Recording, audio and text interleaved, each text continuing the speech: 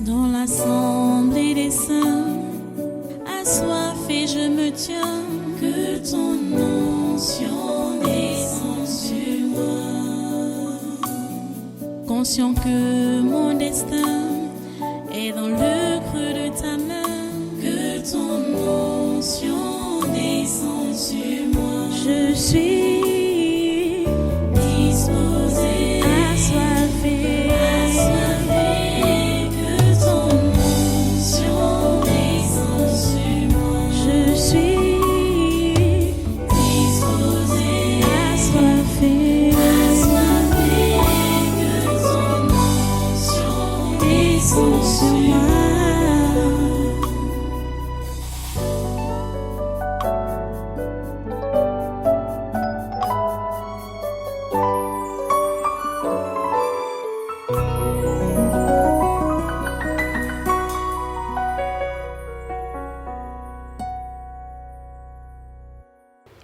Lève-toi, mets-toi debout. On va prier le Seigneur.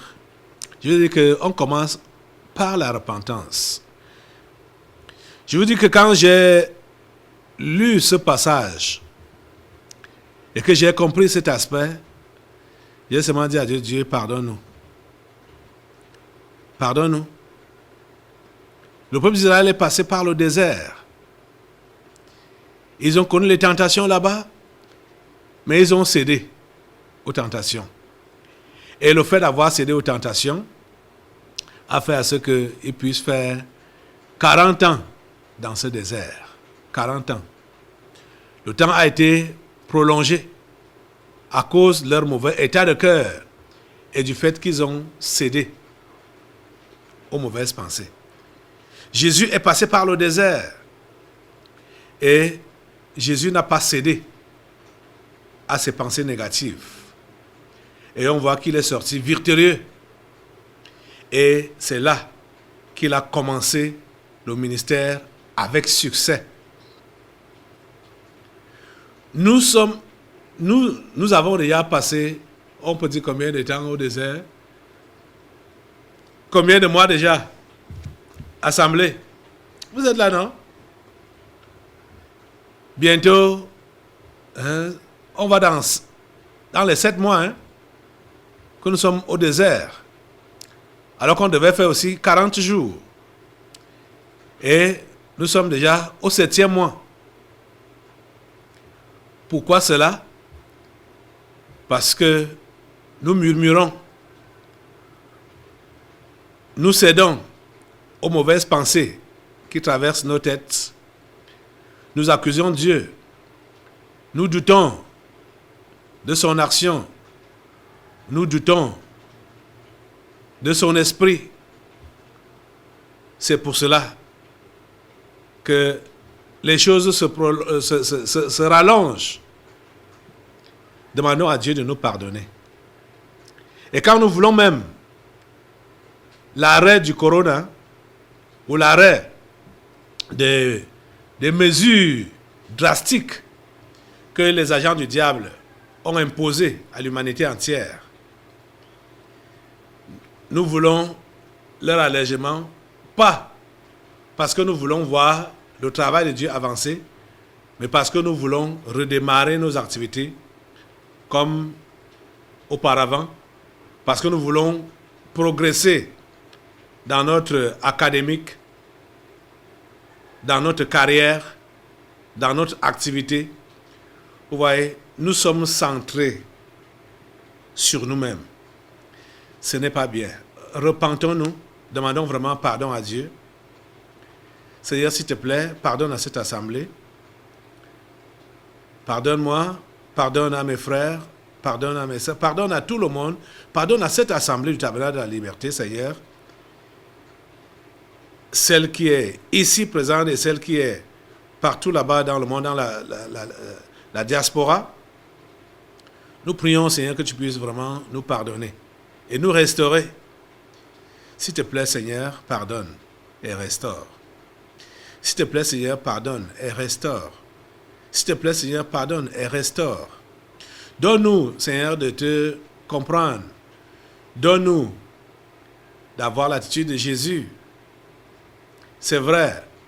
qu'on ne peut pas empêcher aux mauvaises pensées de traverser nos têtes, mais ce qui est péché, c'est de les entretenir, les laisser prévaloir, non seulement les entretenir, les propager aussi, comme les enfants d'Israël ont fait au désert. Après avoir reçu les mauvaises pensées, ils ont propagé à leurs frères pour les inciter à la révolte et à la rébellion contre toi. S'il te plaît, Seigneur, pardonne-nous. S'il te plaît, Seigneur, pardonne-nous. S'il te plaît, Seigneur, pardonne-nous et restaure-nous. Et permets que ta volonté soit faite, Seigneur. Ce que tu as prévu de faire en ces temps de la fin, te révéler aux humains les simples faits à ton image pendant cette génération. Seigneur, s'il te plaît, fais-le. Accomplis ta volonté, Seigneur. Révèle ton salut. Révèle ton salut, Seigneur. Tu as prévu utiliser ce mensonge du coronavirus. Tu as décidé d'utiliser cette supercherie du coronavirus. S'il te plaît, Seigneur, fais ce que tu as prévu. Fais ce que tu as prévu, Seigneur. Donne à tes enfants, ici présents et partout dans le monde, de ne plus se laisser emporter par leurs pensées déplacées, par leurs pensées mauvaises, mais de s'attendre à toi.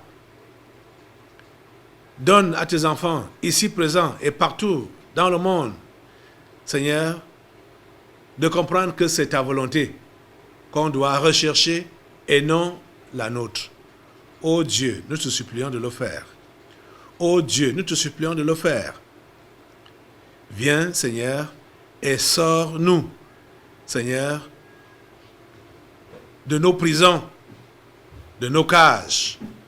Sors-nous de là, Seigneur, au nom de Jésus, et permets que nous puissions accomplir parfaitement ta volonté. Seigneur, nous nous attendons à toi. Seigneur, nous sommes à toi. Nous sommes à toi, Seigneur. Seigneur, nous croyons que tu écoutes notre prière. Nous croyons que le temps est venu pour que ce que tu as prévu comme réveil, comme délivrance, puisse s'accomplir. Merci, Seigneur, de nous pardonner. Nous t'avons perdu assez de temps. Merci, Seigneur, de nous pardonner et de nous donner la grâce de pouvoir racheter ce temps, Seigneur. À toi toute la gloire et tous les honneurs. Au nom puissant de Jésus de Nazareth, nous avons prié. Amen. Amen. Voilà, nous allons continuer dans la prière. Maintenant, c'est pour des sujets divers que nous allons prier. On va prendre quelques sujets aujourd'hui pour prier le Seigneur, passant par le Cameroun, les choses qui concernent le Cameroun et les choses sur le corona. Je ne sais pas par où il faut commencer. Bon, on commence d'abord par les choses du Cameroun. Il y a ce journal, La Nouvelle, qui a mis à la une ici, c'est un peu en bas là, l'Église catholique, la solution. En haut, c'est Nozo, c'est nord-ouest, sud-ouest. L'Église catholique, la solution. Et ça fait référence. Pourquoi ça revient? Comme ça revient là, c'est ça qui me pousse à ce que nous puissions aussi revenir dessus. Parce que cet article fait allusion à la récente visite de l'envoyé du pape. Et vous savez quel était l'objet de sa visite, cet envoyé du pape. Je vais juste lire le résumé. Voilà l'article là. Je vais juste lire le résumé. Vous savez, ça c'est des gens malins. Le diable est très malin, très rusé. Puisque ces gens ont déjà remarqué que Dieu a pris le contrôle du Cameroun, malgré tout ce qu'ils ont fait pour vouloir déstabiliser cette nation, ils n'ont pas réussi. Et comme ils savent qu'ils ne peuvent plus rien faire, ils veulent donc donner la victoire de la paix au Cameroun à l'Église catholique. Vous êtes en train de comprendre ça? Je vous ai posé la question la dernière fois. Quelqu'un qui n'a pas une bonne moralité, est-ce que cette personne-là peut vouloir le bien-être des humains? Le pape n'a pas une bonne moralité. Les catholiques n'ont pas une bonne moralité. Parce que les gens qui pratiquent l'homosexualité ne sont pas des gens moraux. C'est des gens immoraux. Vous comprenez? Donc, quelqu'un qui n'a pas une bonne moralité ne peut pas vouloir le bien-être des autres, des simples humains. C'est impossible. Vous voyez? Donc, on dit donc que pour de nombreux observateurs, la récente visite à Bamenda du secrétaire d'État du Vatican, le cardinal Pietro Parolin, prouve non seulement que le Vatican suit de près la crise qui sévit dans les régions du nord-ouest et du sud-ouest, mais elle confirme surtout la place que doit jouer l'Église catholique dans la résolution de la dite crise. L'Église catholique doit jouer quel rôle? L'Église catholique le rôle de l'Église catholique, c'est de voler, égorger et détruire. Parce que l'Église catholique est la marraine de toutes les atrocités qui se passent dans le monde. C'est l'Église catholique qui est la marraine de ce que nous vivons actuellement dans le monde, comme mensonge du corona, ce qu'ils ont appelé pandémie. Une fausse pandémie. C'est l'Église catholique qui est à l'origine. C'est le pape François qui est le parrain du nouvel ordre mondial. Le nouvel ordre mondial qui n'est autre chose que la doctrine de Satan. Donc, l'enseignement de la dépravation des mœurs. C'est ça que l'Église catholique est capable de faire. L'Église catholique n'est pas capable d'apporter la paix quelque part. Si l'Église catholique était réellement une église de paix, c'est qu'il n'y a pas de trouble dans le monde.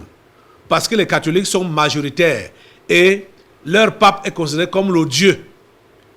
Est considéré comme leur Dieu. Donc, si l'église catholique était une église de paix, c'est que dès qu'il y a trouble à un quelconque endroit dans le monde, le pape va seulement dire que mes enfants, arrêtez-moi ces histoires-là. Ça va s'arrêter directement. Ça va s'arrêter directement. Mais j'ai dit, entre nous, vous avez déjà vu l'église catholique, le pape, s'impliquer dans des choses des pays comme ce qui se passe maintenant, actuellement avec nord-ouest, sud-ouest, au Cameroun. Voilà l'Éthiopie qui est en guerre depuis là. Le pape a envoyé les gens là-bas depuis quand? Voilà la Centrafrique qui est en guerre ici là. Depuis des années. Le pape a envoyé les gens là-bas depuis quand? On peut citer. Okay. Mais ça saute aux yeux que le Cameroun est vraiment un pays choisi par Dieu. Et le diable veut déstabiliser cette nation. Vous êtes en train de comprendre ça? Le diable veut déstabiliser cette nation et comme il n'arrive pas à réussir, il cherche par tous les moyens à le faire. Et comme maintenant, la paix est au Cameroun, parce que déjà notre devise, c'est paix, travail, patrie. Ils ont voulu nous arracher cette paix. Ça les a dépassés. Dieu a dit non. Maintenant, ils veulent prendre la gloire. Ils veulent voler cette gloire pour dire que c'est grâce à nous que la paix est revenue. Grâce à nous. C'est le feu sur l'Église catholique, le feu sur le pape, le feu sur toutes ces ruses. Au nom de Jésus de Nazareth, balancer le feu contre le pape François Ier et contre l'Église catholique et contre tous ces plans qui sont cette ruse qu'ils ont derrière la tête, mettez le feu sur ça au nom de Jésus. Mettez le feu sur ça au nom de Jésus. Mettez le feu sur ça au nom de Jésus. La paix est au Cameroun. Et la paix demeure au Cameroun. Et le Cameroun sert de lumière, de flambeau, pour éclairer les nations du monde, pour éclairer l'Afrique et les nations du monde. Merci Seigneur parce que tu fais cela. Au nom puissant de Jésus, nous avons prié. Amen. Alléluia. Merci Jésus. Ok, l'autre sujet de prière, c'est continuer à sécuriser les frontières du Cameroun avec le sang de Jésus, comme nous le faisons d'ailleurs à chaque rencontre ici et pendant les intercessions. Parce que nous avons cet article qui nous parle de menaces terroristes. Voilà l'article. Ça dit, menaces terroristes, la douane camerounaise saisit des engins explosifs en provenance du Nigeria. Ouais, voilà ces engins-là, les engins explosifs que la douane camerounaise a saisis. Ça venait du Nigeria. Donc, continuons à sécuriser les frontières du Cameroun avec le sang de Jésus. Les frontières souterraines, sécurisez-les avec le sang de Jésus. Les frontières aériennes, sécurisez-les avec le sang de Jésus. Les frontières terrestres, fluviales et maritimes du Cameroun, sécurisez-les avec le sang de Jésus. Les frontières du Cameroun sont sécurisées par le sang de Jésus. C'est merci parce que tu interviens et tu permets que tout ce qui peut entrer, tout ce qui peut vouloir entrer dans cette nation, comme ces engins explosifs, soit saisis, soit arrêtés, ou même ce qui peut être fabriqué localement, comme tu as fait là-bas à Douala, démanteler cela. Dieu, s'il te plaît, ne nous laisse pas. Pardon, Seigneur, sauve-nous. Pardon, Seigneur, protège cette nation. C'est ta nation. C'est ta nation. Pardonne nos manquements. Pardonne, Seigneur, nos relâchements. Pardonne notre impiété. Et Seigneur, sauve cette nation. Merci, ô Dieu, de le faire. Au nom puissant de Jésus, nous avons prié. Amen. Merci, Seigneur. Continuons la prière pour... Maintenant, nous allons partir pour le sujet du corona. Non, avant l'histoire de corona, on va d'abord partir à Fumban. Ok.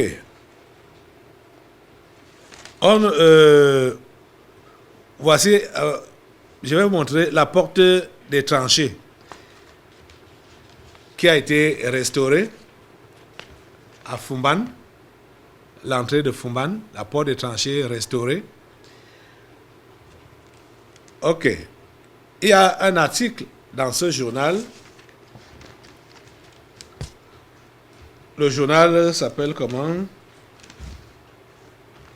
Ça doit être Le Jour, hein? Oui, journal Le Jour.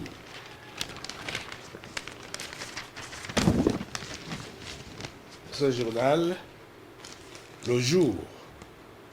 Le Jour, voilà. Et il y a un article dedans qui parle de la porte d'entrée inaugurée sous fond de bataille. Ça m'intéresse de vous lire juste ce titre et l'introduction, ou bon, le résumé. Voilà ça là-bas, en noir et blanc, la porte étrangère, ce que je vous ai montré là. Ok. L'article dit, Fumban, alors que le sultan a procédé à l'inauguration de cette infrastructure ce week-end, le maire de la ville annonce que l'édifice sera démoli. Quand j'ai lu ça, j'ai souri. Quand j'ai lu ça, j'ai souri. Vous savez ce qui m'a fait sourire? Parce que le maire de la ville dit que l'édifice sera démoli, sans savoir qu'elle dit la vérité. Parce que, actuellement, c'est nous qui démolissons cela. Ça ne sera même pas le maire de la ville qui démolit cela. C'est nous qui démolissons cela. Parce que vous allez voir ça de près, vous allez voir qu'il y a toujours un serpent à deux têtes. C'est un serpent à deux têtes. Donc, les gens partent entrer dans la gueule du serpent. Ils ne vont pas renouveler ça. Ça ne peut pas être renouvelé au nom de Jésus. Vous comprenez ça? Donc, le maire de la ville avait raison. Bon, peut-être sans savoir. Hein. Elle a prononcé ça là sans savoir. Donc, cette porte est tranchée. Ce serpent à deux têtes qui veulent renouveler là. Mettez le feu sur ça au nom de Jésus. Mettez le feu sur ça au nom de Jésus. Mettez le feu sur ça au nom de Jésus. Le feu sur ce serpent à double tête. Ce serpent à double tête prend feu. Tous les totems qui sont ici, toutes les incarnations, tout ce qu'ils ont voulu faire, renouveler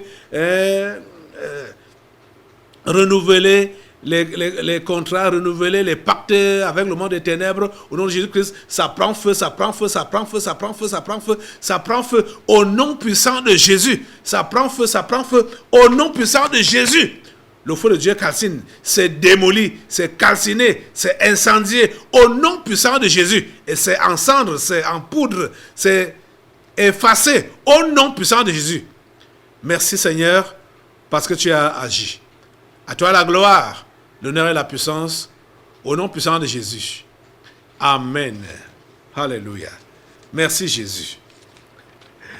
Peut-être, comme c'est des gens mystiques, le maire de la ville était juste en train de dire au sultan que ça c'est peine perdue.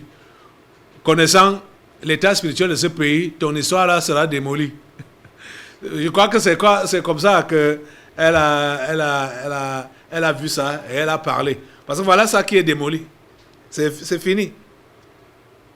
C'est fini. Ok. Maintenant, nous allons partir dans un autre sujet, un sujet, je ne sais pas comment, un sujet divers, hein? Je ne sais pas comment on peut nommer ça, mais voici un truc. On nous dit que, cet article nous dit que, hôpital central de Yaoundé, il se réveille à la morgue 24 heures après avoir été déclaré mort et fond dans la nature. Bon, personnellement, je ne crois pas à ça. Personnellement, voilà, on dit que le monsieur-ci est mort, on l'a mis dans la morgue, dans la glace, et il est sorti de son coffre, et il est sorti de son coffre et il est porté disparu. Personnellement, moi je ne crois pas à ça. Ce à quoi je crois, c'est le trafic de cadavres. Du moins, ça c'est ma pensée. Hein? Je peux me tromper. Je ne dis pas que c'est le Saint-Esprit qui m'a révélé ça. Je suis clair avec vous. Hein? Je ne sais pas quel est votre avis à vous. à mon avis personnel. Mon avis personnel. Je pense que c'est un cadavre qu'on a vendu. Ça, c'est ce que moi je pense. Si c'est bon, peut-être on saura, peut-être on pourra savoir aujourd'hui. Hein? Peut-être Dieu pourra révéler de quoi il est question. Mais à mon avis personnel, c'est un cadavre qu'on a vendu. Dans l'assemblée des saints, assoiffé je me tiens, que ton onction descende sur moi. Conscient que mon destin est dans le creux de ta main, que ton onction descende sur moi. Je suis disposé, assoiffé, que ton onction descende sur moi. Je suis disposé, assoiffé,